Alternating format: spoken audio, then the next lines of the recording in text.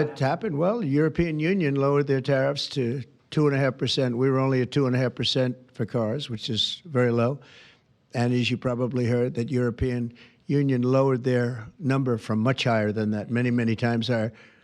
Surprised to 2.5%. So that was good. But I don't know that I expect that.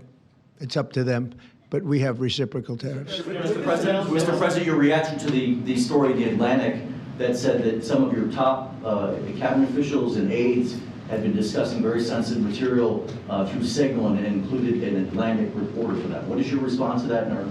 I don't know anything about it. I'm not a big fan of The Atlantic. To me, it's a magazine that's going out of business. I think it's not much of a magazine, but I know nothing about it. You're saying that they had what? They were using Signal to coordinate on sensitive materials and having to do with what? Having to do with what? What were they talking about? With the Houthis. The Houthis? You mean the attack on the Houthis? Well, it couldn't have been very effective because the attack was very effective. I can tell you that. I don't know anything about it. You're telling me about it for the first time. Anybody else? This announcement on Hyundai, is this a blueprint for you for other automakers to come to the United States to do what Hyundai was doing and investing so much in Louisiana and creating these new jobs? Absolutely. That's a nice question from you. That's a shocking question, how nice it is, huh? That's okay. That's a question that's a good question, actually. Yeah, sure. Hyundai's a great company. We have other great companies coming in, and we have some that are going to be staying here and very much expanding. And we have tremendous interest in every business. I can't just say automobiles, but automobiles is a big one. And yeah, this is the beginning of a lot of things happening. We've had, as you know, Apple's announced a $500 billion investment, and other companies have announced 250, 300 billion. But we're well into the $3 and $4 trillion mark, which has never happened to our country before. What it really means is jobs. All we care about is jobs, right? We care about quality and quality of life and safety and security, but we care about jobs. And they're going to have we have a lot of people coming in. Governor Landry, if I may, Governor Landry, I would love to ask Governor Landry a question, if you don't mind. How did you convince Hyundai to come to your great state? How did you convince them to come to Louisiana? It was easy. I told them we were going to have a great president this year, right? Look, again, I think that this is Americans seeing the America First policy in action, right? It's not just promises, it's about action. And not only and I appreciate their patience, because all last year, many of these legislators, the Speaker and the Senate President, we worked on making Louisiana as friendly for business as the president is making America. We worked on public safety. We worked on education reform, which the president's been working on.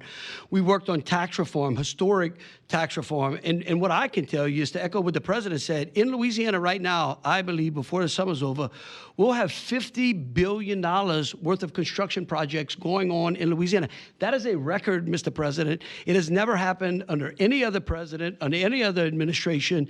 And I can only look at the leadership that he has brought, not only to the White House, but to the world as well. And so to have these executives come here and say, hey, we want to invest in America, because for decades now, what Americans have seen is jobs being offshored rather than onshored. And today's announcement is exactly that. This is a message for all America that this president and their governors out there care about the American worker. Mr. President, on your Venezuela tariffs, and I have to tell you that if you have any trouble getting permits, which you won't, come see me. I'll get them for you immediately.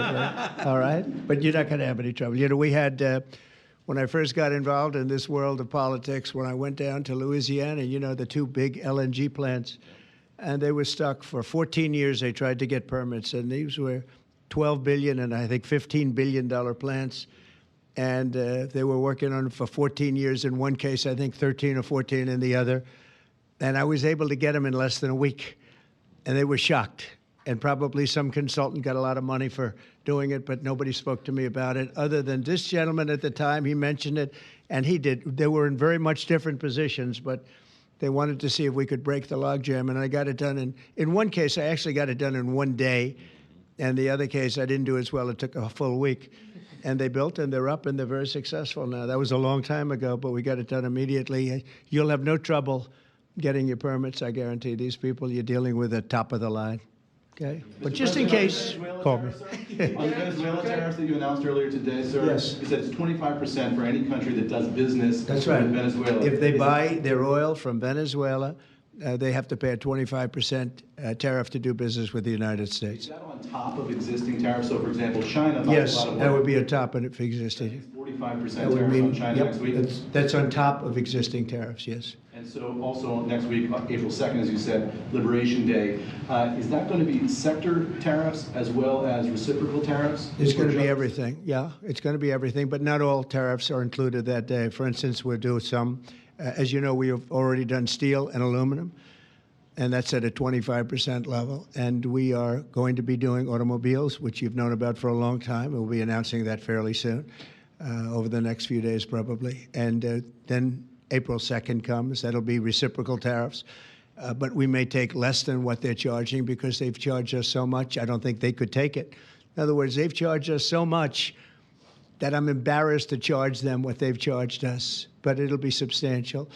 And you'll be hearing about that on April 2nd. And it will be Liberation Day because we'll be taking in large amounts of money for our country, and that's lower taxes and all of the things that are good, and jobs, a lot of jobs. And what's your message to the big corporate clients of the big law firms that you've targeted with your executive orders? Do you want those big corporate clients to find new lawyers?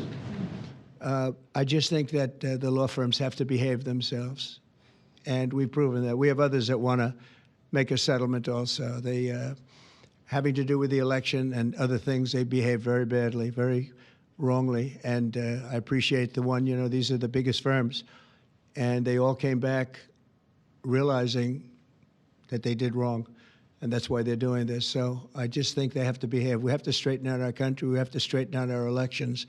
Our elections are very dishonest, very corrupt, and we have to straighten it out, and it's so easy to do it, and we should go to paper ballots. We should go to one-day voting. We should go to voter ID, and just one other thing, proof of a thing called citizenship in the United States. Wouldn't that be nice? How simple does that sound? Proof of citizenship, voter ID, one-day voting, and paper ballots. You know, paper ballots are very secure. They have watermark paper. It's very intricate stuff. It's very technologically advanced, even though it's paper.